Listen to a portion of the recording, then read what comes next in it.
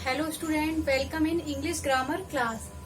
Students, हम लोगों ने लास्ट वीडियो में चैप्टर 1 कंप्लीट किया था।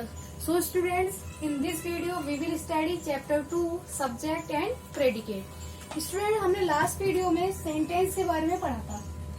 इसके बारे में पढ़ा था सेंटेंस के बारे में। So student, in this video we will study subject and predicate. हमने जब सेंटेंस के बारे में स्टूडेंट्स पढ़ा था तो हमने क्या पढ़ा था, सेंटेंस का और मतलब किस वाक्य को हम सेंटेंस कहते हैं। तो हम आइए देखते हैं, एक सेंटेंस बोर्ड पे लिखते हैं। Rita is a good girl. Rita is a good girl. What is it? ये क्या है बेटा? It is a sentence. ये क्या है? ये एक सेंटेंस है। जब ये सेंटेंस है तो ये किस चीज से मिलके बना है? स्टूडेंट, जो सेंटेंस होते हैं वो दो पार्ट से मिलकर बनते हैं। फर्स्ट पार्ट होता है, टू पार्ट से मिलकर बनते हैं। हमारे जो सेंटेंस होते हैं वो टू पार्ट से मिलकर बनते हैं। फर्स्ट पार्ट होता है सब्जेक्ट एंड सेकंड पार्ट होता है प्रेडिकेट। सेकंड पार्ट क्या होता है बेटा? प्रेडिकेट। अब स्टूडेंट, हम जानते हैं जो हमारा सेंटेंस गिवन है, सेंटेंस होते हैं उसमें सब्जेक्ट कौन सा पार्ट होता है और प्रेडिकेट कौन सा पार्ट होता है। सो स्टूडेंट्स, जिस पार्ट्स में किसी का भी नेम हो, पर्सन, प्लेस और थिंग, किसी का भी नेम हो, वो क्या होता है? सब्जेक्ट होता है।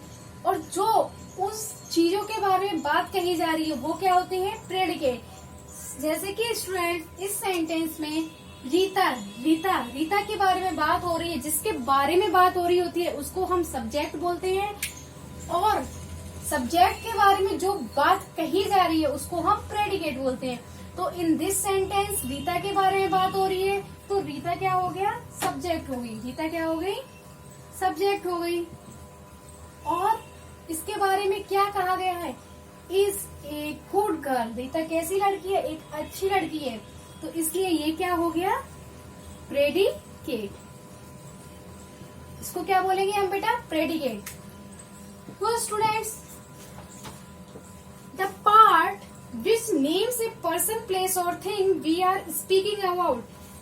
जिस पार्ट में हम जिस पर्सन के बारे में, किसी प्लेस के बारे, किसी थिंग के बारे में बात कर रहे होते हैं, मीन्स जिसके बारे में बात की जा रही हो, उस पार्ट को हम सब्जेक्ट बोलते हैं।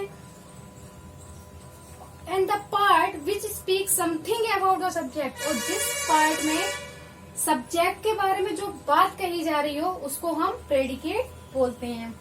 सो स्टूडेंट, हम इसको वन मोर एग्जाम्पल से समझ लेते हैं। रवि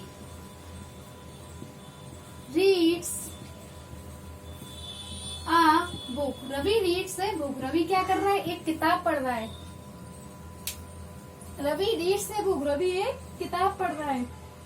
सो स्टूडेंट, इस सेंटेंस में हम किसके बारे में बात कर रहे हैं? रवि के बारे में बात कर रहे हैं। रवि के बारे में बात हो रही है, इसलिए रवि क्या हो गया? सब्जेक्ट हो गया। और रवि के बारे में क्या बात कही गई है? रवि के बारे में क्या बताया गया है? रवि रीड्स ए बुक, इसलिए ये क्या हो गया? आपका प्रेडिकेट हो गया। सेंटेंस में जिसके बारे में बात की जा रही होगी वो सब्जेक्ट होगा, और जो बात उसके बारे में कही गई है तो वो क्या हो जाएगा? Predicate. So student, I think आप लोगों को सब्जेक्ट एंड प्रेडिकेट अच्छे से क्लियर हो गया होगा। Now students, come on exercise first. अब हम एक्सरसाइज फर्स्ट को समझेंगे।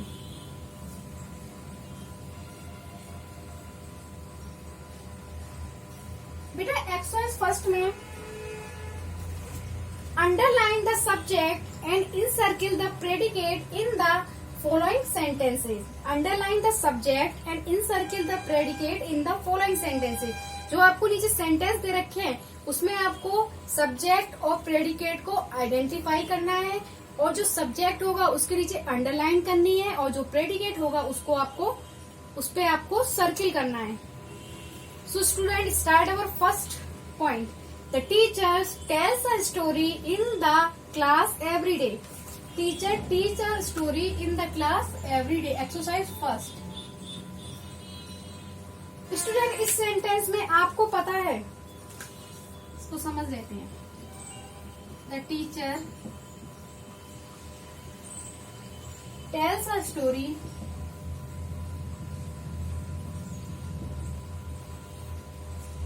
In the class every day. So students, आपको पता है, आप बताइए कि इसमें किसके बारे में बात हो रही है। आपको पता है इसमें किसके बारे में बात हो रही है? टीचर्स के बारे में बात हो रही है। किसके बारे में हो रही है? टीचर्स के बारे में। तो टीचर क्या हो जाएगा? सब्जेक्ट हो गया। तो आपको बताया गया था जो सब्जेक्ट होगा उसके नीचे क्या करेंगे? Underline.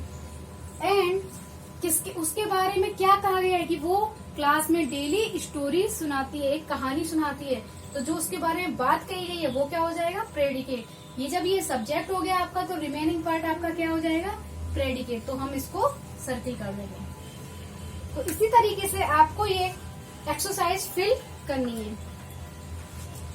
Now student, come on exercise second. Exercise second,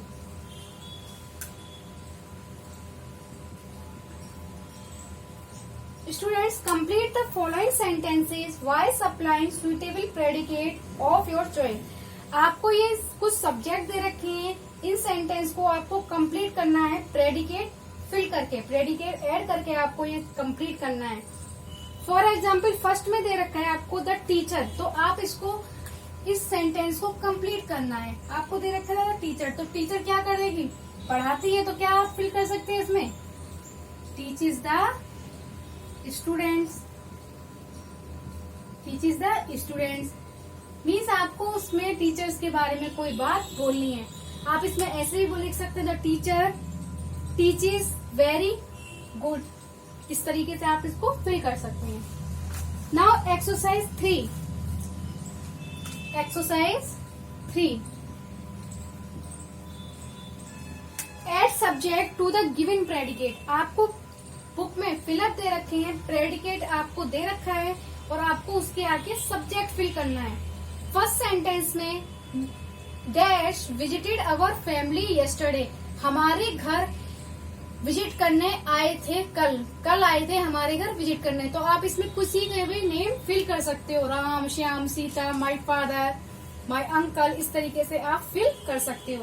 तो इसमें आप क्या कर सकते हो? किसी का भी नेम लिख सकते हो। माय टीचर, तो आप इसमें क्या फिल कर दीजिए? माय टीचर, माय अंकल, कुछ भी आप इसमें सब्जेक्ट फिल कर सकते हैं। आपको पता ही है सब्जेक्ट क्या होता है? किसी का भी नेम, किसी थिंग के बारे में, ठीक है, आप इसको फिल कर सकते हैं। तो स्टूडेंट, आई थिंक आपको ये चैप्टर अच्छे से समझ में आ गया होगा, और समझ में आ गया है तो आप लोगों को एक्सरसाइज 1, 2 एंड 3 बुक में फिल करनी है। Thank you.